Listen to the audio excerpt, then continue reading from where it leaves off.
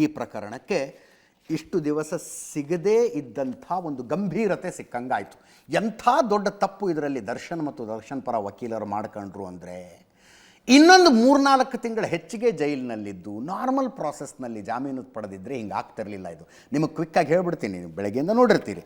ಯಾಕೆ ಇಂಥ ಜಡ್ಜ್ಮೆಂಟ್ ಬಂತಪ್ಪ ಇವತ್ತು? ಯಾಕೆ ಇಂಥ ಜಡ್ಜ್ಮೆಂಟ್ ಬಂತು? ಜಾಮೀನು ತೆಗೆದುಕೊಳ್ಳುವಾಗ ಏನು ಹೇಳಿದ್ದು? ವಿಪರೀತ ಬೆನ್ನೋವು, ಆಪರೇಷನ್ ಆಗದೆ ಹೋದರೆ ಕೈಕಾಲು ಬಿದ್ದು ಹೋಗ್ಬಿಡ್ತವೆ, ಎದ್ದು ಓಡಾಡೋದು ಕಷ್ಟ ಆಗಿಬಿಡುತ್ತೆ ಅಂತ. ಹೊರಗೆ ಬಂದ ಮೇಲೆ ಆಯ್ತಾ ಆಪರೇಷನ್ನು? ಇಲ್ಲ. ಆಯಿತು, ತೀವ್ರ ಅನಾರೋಗ್ಯ, ದರ್ಶನ್ ಹಾಸಿಗೆ ಹಿಡಿದು ಬಿಟ್ಟಿದ್ದಾರೆ? ಇಲ್ಲ. ಫಾರಿನಲ್ಲಿ ಫಿಲಮ್ ಶೂಟಿಂಗ್ ಆಗ್ತಾ ಇದೆ, ಕಾರ್ಯಕ್ರಮಗಳಲ್ಲಿ ಭಾಗವಹಿಸೋದು ನಡೀತಾ ಇದೆ, ಎಲ್ಲವೂ ಆಗ್ತಾ ಇದೆ. ಈ ವಿಷಯವನ್ನು ಪ್ರಾಸಿಕ್ಯೂಷನ್ ಅವರು ಸುಪ್ರೀಂ ಕೋರ್ಟಿನ ಗಮನಕ್ಕೆ ತಗೊಂಡು ಬಂದರು. ಜಾಮೀನು ತಗೊಂಡಿದ್ದು ಆಪರೇಷನ್ಗೆ ಅಂತ. ನೋಡಿ ಇಲ್ಲಿ ಹೊರಗಡೆ ಏನಾಗ್ತಿದೆ ಅಂತ. ಅದರ ಜೊತೆಗೆ ಈ ಪ್ರಕರಣದಲ್ಲಿ ದರ್ಶನ್ ಭಾಗಿಯಾಗಿದ್ದಾನೆ ಅನ್ನುವುದಕ್ಕೆ ಪ್ರಾಸಿಕ್ಯೂಷನ್ ಅವರು ಕೊಟ್ಟಂಥ ಸಾಕ್ಷಿಗಳನ್ನು ಇನ್ನೊಂದು ಸಲ ಸುಪ್ರೀಂ ಕೋರ್ಟಿಗೆ ತೋರಿಸಿದ್ರು. ಏನೇನು ಬೇಕೋ ಎಲ್ಲ ಕೊಟ್ಟಿದ್ದೀವಿ ನಾವು ಇದರಲ್ಲಿ ಅಂತ. ಅಂದರೆ ಮೇಲ್ನೋಟಕ್ಕೆ ಈ ಮನುಷ್ಯ ಕೊಲೆಗಾರ ಅನ್ನುವುದನ್ನು ಸಾಬೀತುಪಡಿಸೋದಕ್ಕೆ ಎಲ್ಲ ಸಾಕ್ಷ್ಯಗಳನ್ನು ಕೊಟ್ಟಿದ್ದೇವೆ. FSL ರಿಪೋರ್ಟ್ ಇರಬಹುದು, ಟೆಕ್ನಿಕಲ್ ರಿಪೋರ್ಟ್ ಇರಬಹುದು, ಮೊಬೈಲ್ ಎಲ್ಲವನ್ನೂ ಕೊಟ್ಟಿದ್ದೇವೆ.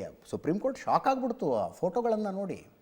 ಒಂದು, ಆ ರೇಣುಕಾಸ್ವಾಮಿ ಕೈ ಮುಗಿದು ಬೇಡ್ಕೊಳ್ಳೋದಿದೆಯಲ್ಲ, ಪ್ರಾಣ ಭಿಕ್ಷೆ ಬೇಡ್ತಾ ಇರುವ ಫೋಟೋ, ಅದನ್ನು ನೋಡಿ. ಇನ್ನೊಂದು, ಕೊಲೆಯಾದ ನಂತರ ಕೊಲೆಯಾದ ಜಾಗದಲ್ಲಿ ಸಹ ಆರೋಪಿಗಳ ಜೊತೆಗೆ ದರ್ಶನ್ ತೆಗೆಸ್ಕೊಂಡಿರೋ ಫೋಟೋ. ಇದು ಏನು ರೀ ಅಂತ ಕೇಳ್ತು ಸುಪ್ರೀಂ ಕೋರ್ಟು. ವಕೀಲರು ಹೇಳಿದ್ರು, ಆತ ಜನಪ್ರಿಯ ನಟ, ಫಿಲಮ್ ಸ್ಟಾರು, ಜೊತೆಗಿರೋರು ಅಭಿಮಾನಿಗಳ ಸ್ವಾಮಿ ಫೋಟೋ ತೆಗೆಸ್ಕೊಂಡಿದ್ದಾರೆ ಅಂದರೆ ಮರ್ಡರ್ ಮಾಡಿದ್ಮೇಲೆ ಫೋಟೋ ತೆಗೆಸ್ಕೊತಾರೇನ್ರಿ ಯಾರು ಅಂತ ಕೇಳಿದ್ರೆ, ದಕ್ಷಿಣ ಭಾರತದಲ್ಲಿ ಇಂಥ ಟ್ರೆಂಡ್ ಇದೆ ಅಂತ ಹೇಳಿದ್ರು ವಕೀಲರು. ದಕ್ಷಿಣ ಭಾರತದಲ್ಲಿ ಇಂಥ ಟ್ರೆಂಡ್ ಇದೆ ಅಂತ. ನಾನು ಹಣೆ ಚಚ್ಕೊಂಡು ಹೇಳಿದೆ, ದಕ್ಷಿಣ ಭಾರತದ ಮರ್ಯಾದೆ ಕಳೆದುಬಿಟ್ರಲ್ಲಪ್ಪ ಸುಪ್ರೀಂ ಕೋರ್ಟ್ನಲ್ಲಿ ಅಂತ. ಅದೆಲ್ಲವನ್ನು ಸುಪ್ರೀಂ ಕೋರ್ಟ್ ಗಮನಿಸ್ತು.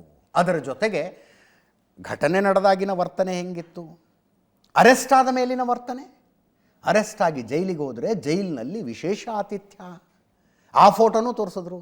ನೋಡಿ ಇಲ್ಲಿ ಕೂತ್ಕೊಂಡಿದ್ದಾನೆ, ಒಂದು ಕಪ್ಪಿನಲ್ಲಿ ಒಂದು ಕೈಯಲ್ಲಿ ಟೀ ಕಪ್ ಇದೆ, ಇನ್ನೊಂದು ಕೈಯಲ್ಲಿ ಸಿಗರೇಟ್ ಇದೆ, ಆರಾಮಾಗಿ ಕುರ್ಚಿ ಮೇಲೆ. ಈ ಫಿಲಮ್ ಶೂಟಿಂಗ್ನ ಸಂದರ್ಭದಲ್ಲಿ ಬ್ರೇಕ್ ತಗೊಂಡಾಗ ಕೂತ್ಕೊಂಡಿರ್ತಾರಲ್ಲ, ಆ ರೀತಿಯಲ್ಲಿ ಇತರ ರೌಡಿಗಳ ಜೊತೆಗೆ, ಇತರ ಕೈದಿಗಳ ಜೊತೆ ಕೂತ್ಕೊಂಡಿರುವಂಥ ಫೋಟೋ ಅಂತ ತೋರಿಸಿದ್ರು. ಇದ್ರ ಮೇಲೆ ಏನಾದ್ರು ಕೇಸ್ ಆಗಿದೆಯಾ ಅಂತ ಸುಪ್ರೀಂ ಕೋರ್ಟ್ ಕೇಳಿದ್ರೆ ಅದರ ದಾಖಲೆಯನ್ನು ಪ್ರಾಸಿಕ್ಯೂಷನ್ ಅವರು ಕೊಟ್ಟರು.